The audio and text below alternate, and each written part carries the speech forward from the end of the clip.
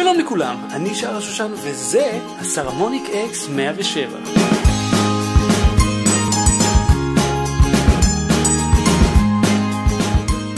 ותודה לארליך מרכז הצילום שהשאיר לנו את המכשיר לבדיקה. עכשיו, אחד הדברים שאנחנו שמנו לב אליהם, ואני בטוח שגם אתם בשיטותכם ביוטיוב, שהבעיה הכי גדולה בווידאו היא לאו דווקא איכות הצילום, אלא איכות הסאונד. בהרבה מאוד מקרים הסאונד מאוד מאוד בעייתי, אם לא נוראים, משתמשים מיקרופון המובנה על המצלמה, זה לא עובד כל כך טוב. עכשיו, המכשיר הזה מאפשר לחבר עד שני התקנים חיצוניים, לרוב זה יהיה מיקרופונים, אל המכשיר, ככה שאפשר להשתמש במיקרופון מהסוג הזה או סוג הזה, או גם הסגנון הזה כאן, כל אחד מהם יש לו ייעוד שונה, וביחד הם יאפשרו לבן אדם חובב לצלם עם איכות סאונד מאוד מאוד גבוהה, לעשות רעיונות וכן הלאה, ממש לתפוס את הסאונד האיכותי. מה שאתם רואים מולכם זה איזשהו סטאפ קטן שעשיתי כדי שנוכל לבדוק את המכשיר. עכשיו, כאן יש מיקרופון קונדנסר. מי מכם שמאזין עם אוזניות יכול לשמוע בצד שמאל בצורה מאוד מובלטת את המיקרופון הזה. יש לו ציל מאוד חם, מאוד עשיר, והוא עובד על מתח פנטום, זה 48 וולט, שהמכשיר הזה מסוגל לתת. בצד ימין נמצא מיקרופון דינמי. מיקרופון דינמי לא צריך מתח מיוחד, למעשה אפשר לחבר אותו גם ישירות אל המצלמה עצמה, אבל במקרה הזה אנחנו רוצים את השליטה המלאה, לכן חיברנו אותו ליציאה השנייה. ההתקן הזה מסוגל לשדר בסטריאו או במונו, זאת אומרת שאני יכול לחבר פה שני התקנים והם יהיו או אותו ערוץ, או במקרה הזה שלנו, הם יהיו שני ערוצים נפרדים. למשל, אם אתם ניגשים להקליט איזשהו ראיון, אתם יכולים לחבר נגיד מיקרופון נק בסגנון הזה, ובנוסף מיקרופון שטח כמו הסגנון הזה. ואז אתם יכולים לקלוט את הסביבה, או נגיד מישהו מחזיק בום מעל המרואיינים, ובנוסף יש לכם מיקרופון גיבוי שאתם יודעים שתתפסו את הסאונד. עכשיו, יש מאחורה שתי כניסות XLR, XLR בלבד, זה לא קומבו XLR TRS, יעני ה-PL, שזה קצת חבל, אבל זה איך שהשוק בנוי לחיבורי XLR. אפשר לחבר לכאן למעשה כל התקן שמספק אודיו, למשל מקלט של משדרי נק, ואפשר לחבר את המיקרופונים עצמם, או כל דבר אחר שעולה על דמיונכם. מקדימה זה החלק המעניין, יש כאן מוניטור שמאפשר לראות בזמן אמת את הרמות, אני כרגע מדבר די חלש, זה לא כל כך קופץ. אם אני אגביר את הרגישות, אתם תראו את זה קופץ מאוד. המצלמה אני רואה שזה עובד יפה מאוד. עכשיו, יש כאן בקרה נפרדת לכל ערוץ, ואני אגיד לכם מה אפשר לשלוט. לכל ערוץ אפשר לשלוט בגיין, שזה מוסיף עוד 20 dB לכל אחד. למשל, לדינמי הייתי צריך להוסיף את ה-20 dB, כדי שנשמע אותו יותר טוב.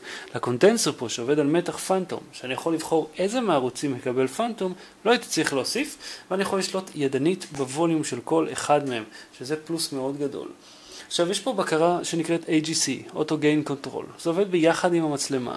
אם אתם מחברים את זה למשל למקליט חיצוני, אז אתם מבטלים את זה כי זה הולך ישר להקלטה ללא דחיסת סאונד כזאת או אחרת. ה-AGC הוא כמו מין מקסימייזר כזה, הוא מרים את כל העוצמה לאיזשהו ווליום אחד ומונע גם ממנו לרדת מתחת. זה בערך דוחס את הטווח הדינמי של הסאונד, שזה מאוד חשוב כשמצלמים עם מצלמות שכאלה. אתם יודעים, אנחנו עושים הקלטות שטח, אני עושה רעיונות עם כל מיני אנשים, או שאני מקליט את עצמי מדבר, אני לא יכול לדאוג כל הזמן שאולי בדיוק היה איזה רעש חזק מאיפשהו שירוס לי את הסאונד.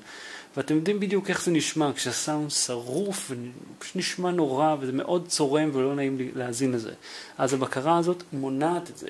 עכשיו יש פה גם מוניטור של פיק. אתם רואים, עכשיו זה נדלק האור האדום, בערוץ השמאלי. עכשיו הוא שרוף, זה אמור להידלק, וזה נותן לנו חיווי של אור, האם אני כרגע בווליום גבוה מדי ביחס לערוץ הזה.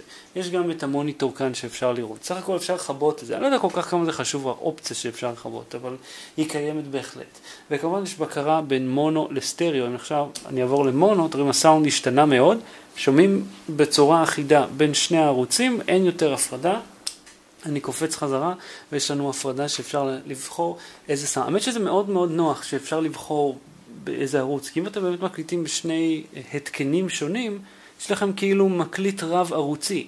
עכשיו המכשיר הזה עולה בשכונת ה1,000 שקל, שזה לא מעט בשביל מכשיר שעושה את מה שהוא עושה, כיוון שנוסיף נגיד עוד איזה 400 שקל, נקבל את הזום H6N, יש לו הקלטה של יותר מ4 ערוצים אם לא טועה, לפחות 2 כניסות XLR ממש כמו פה, והוא גם משמש כקדם מגבר למיקרופונים כולל פנטום.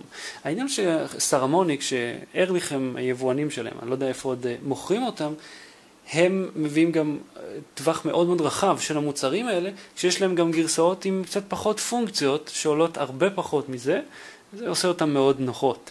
עכשיו השימוש כאן הוא מאוד פשוט. המתקן הזה, במקרה חיברתי פה סטנד של מיקרופון, אבל הוא מתחבר לכל חצובה רגילה ומקצועית, יש את שני סוגי הברגות, אז גם את הגדולה וגם את הקטנה, ופה למעלה פשוט מניחים את המצלמה, סובבים את הדבר הקטן הזה פה, וזהו, זה מבריג אותו פנימה. האיכות בנייה פה היא מאוד מאוד גבוהה, זה תופס, תראו, פה למעלה זה פלסטיק, אבל כל השאר מתכת. גוף מתכת הוא דבר מאוד חשוב כשמשתמשים בציוד מקצועי, שאתם רוצים שזה לא, קצת חבטות וזה לא יקרה לזה כלום. אני כן אגיד שהגוף עצמו נשרט נורא בקלות, זה סתם היה לי בתיק והוא נשרט, אבל בוא נגיד, התפקוד שלו המשיך לעבוד מצוין. חיי הסוללה פה לא רעים בכלל, עם זאת המוניטור, החיווי של הסוללה כאן לא כל כך ברור, זה, כשהסוללה הייתה חדשה לגמרי זה הציג שהיא מלאה, ואז לא יודע, אחרי קצת זמן פשוט הציג שהיא לא כל כך מלאה. ועכשיו למשל אנחנו בשני פסים, שזה כאילו חצי סוללה, אני לא באמת יכול לדעת האם השתמשנו בכל הסוללה או לא. חיי סוללה סטנדרטיים, הם לא יותר מדי, כמובן ככל שתמשו יותר בפנטום, ככה זה יגמור את הסוללה, בכל זאת זה מתח די גבוה, שתמשו ורק דינמיים, זה יעבוד קצת יותר זמן. אז על איכות סאונד טובה מאוד, איכות הרכבה מעולה וגם ניידות גבוהה, הסרמוניק AX107 מקבל מאיתנו 8.5.